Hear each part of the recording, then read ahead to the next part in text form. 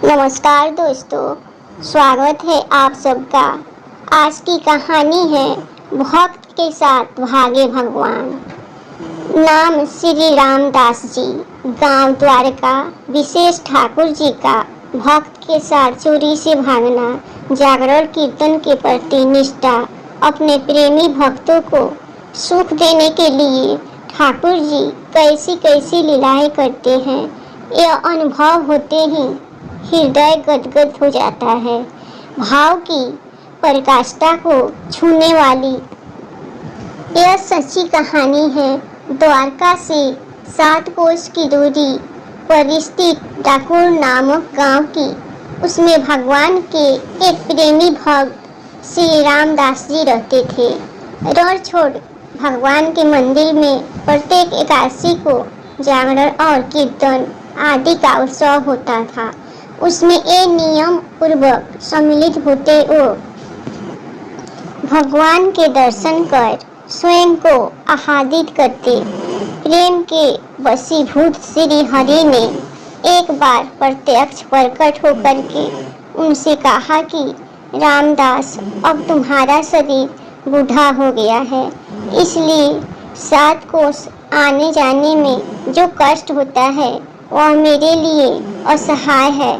परंतु रामदास तो भगवान की रूप माधुरी में खोए हुए थे। उन्हें वह ज्ञान कुछ था ही नहीं कि प्रभु क्या कह रहे हैं। इतना कहकर भगवान तो अंतर्धान हो गए, परंतु रामदास जी के तो प्राण छटपटा उठे। वे विह्वल हो उठे भगवान के लिए। अब तो वह और अधिक उत्साह के साथ जागरण और कीर्तन में आने लगे। भगवान के मना करने पर भी उन्होंने द्वारका आना नहीं छोड़ा। सच ही कहा है कि प्रेम में कोई बंधन नहीं होता। भगवान से भक्त रामदास का इस अवस्था में द्वारका तक आना सहन नहीं किया गया। वह अपने भक्त रामदास के द्वारा किए गए अन्याय प्रेम के हाथों बीत चुके थे। लीलाधारी प्रभु से क्या छिपा हुआ था, वह यह बात भली भांति जानते थे कि रामदास यहाँ आना नहीं छोड़ेंगे। इसलिए उन्होंने रामदास से डाकोर चलने की इच्छा प्रकट की। उन्होंने रामदास से कहा कि तुम एकादशी पर बैलगाड़ी लेकर आना और मेरे विग्रह को अखबार में भर उसमें लिटा देना और फिर शीघ्रता से डाकोर चलने का प्रयत्न करना। दूसरी एकादशी आने पर रामदास जी बैलगाड़ी लेकर द्वारका पहुँचे। कीर्तन होने के पश्चात जब सभी लोग वहां से चले गए तथा मंदिर के पट को बंद कर पुजारी गहरी नींद में सो गए, तब भगवान की प्रेरणा से रामदास जी उठे। उनके देखते देखते मंदिर के पट अपने आप खुल गए। रामदास मंदिर के अंदर पहुंचे और भगवान बड़ी सुगमता से उनकी गोद में आ गए। आज रामदास के आनंद का पार नहीं था। रामदास ने शीघ्रता से भगवान को गाड़ी में लिटा लिया और वे झुमझुम कर कीर्तन करते हुए भगवान को लेकर चल दिए। कुछ ही समय में गाड़ी द्वारका से दूर निकल आई। सुबह होते ही जब पुजारी ने मंदिर के पट खुले हुए देखे और अंदर भगवान का श्री विग्रह नहीं पाया, तब उन लोगों ने रामदास पर संदेह करके उनका पीछा किया। सूर्योदय होते ही रामदास ने देखा कि कुछ लोग पीछा करते हुए आ रहे हैं। अब तो रामदास को पसीना आ गया। उन्होंने बैलगाड़ी की गति को बढ़ा लिया, परंतु बैलगाड़ी कितना दौड़ सकती थी। पीछा करते हुए लोग समझ गए कि हो न हो भगवान के श्री विग्रह को यहीं चुरा कर ले जा रहा है।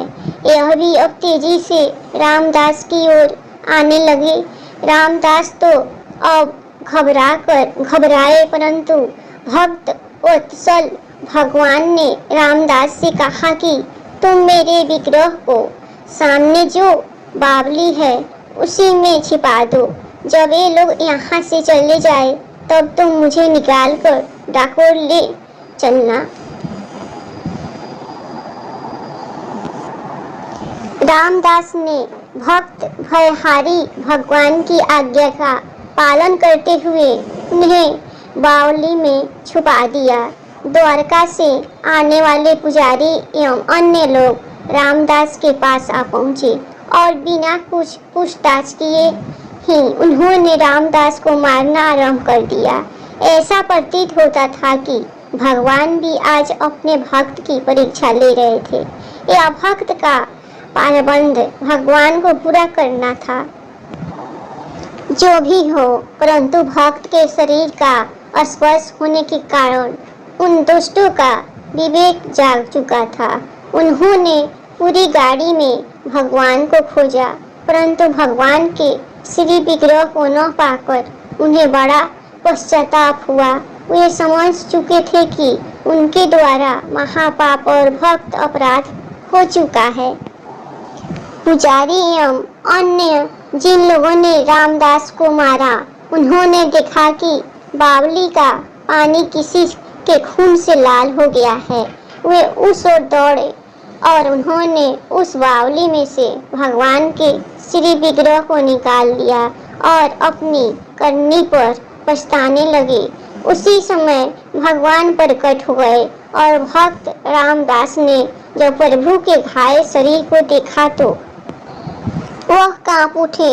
उन्हें यह बात भला कैसे सहन हो सकती थी कि उनके कारण भगवान को इतना कष्ट उठाना पड़ा। भगवान बोले, मेरा भक्त मुझे मेरी आज्ञा से ले जा रहा है। तुम लोगों ने जो मेरे भक्त रामदास को मारा है, उसकी चोट मैंने अपने शरीर पर ले ली है। इसी से मेरे शरीर से रक्त बह रहा है। अब मैं तुम्हारे साथ नहीं रहना चाहता। मेरी दूसरी प्रतिमा को मंदिर में स्थापित कर लो और उसी की सेवा कर अपने अंतकरण को पवित्र करो। तुम्हारे इस महान अपराध का यही प्रायश्चित होगा। लीला बिहारी भगवान की लीला कौन समझ सकता है। वे पुजारियों से बोले, अपनी आजीविका के लिए इस मूर्ति के बराबर सोना ले लो। पुजारी लोभ के वशीभूत होकर तुरंत तैयार हो गए, परंतु रामदास के पास तो दरिद्रता थी। भगवान की इस बात से रामदास तो चौंक पड़े, परंतु भगवान ने आदेश दिया कि रामदास अपनी स्त्री के कान की बाली पलड़े में रखो और मेरी प्रतिमा के साथ उसको तौलो। बाली वाला पलड़ा भारी हो गया, प्रतिमा उसकी तौल में हल्की हो गई। पुजारी तथा अन्य दुष्ट अपनी करनी पर शर्मिंदा होकर वहां से चले गए। इस प्रकार भगवान ने अपने भक्त की लाज रखी। उसी दिन से भगवान रणछोड़ को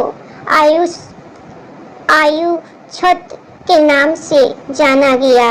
प्रिय भक्तों, धन्य है भगवान के ऐसे अद्भुत भक्त जिनके लिए भगवान स्वयं प्रकट होकर उनसे बातें करते हैं और लोक व्यवहार के लिए मन लुभावनी लीलाएं करते हैं। हृदय में प्रभु के चतुर्भुज स्वरूप का ध्यान करते हुए प्रेम से बोलिए, हरे कृष्ण कृष्ण कृष्ण हरे हरे, राम हरे राम हरे हरे। धन्यवाद दोस्तों। कहानी अच्छी लगे तो आप लोग सब्सक्राइब जरूर कीजिएगा।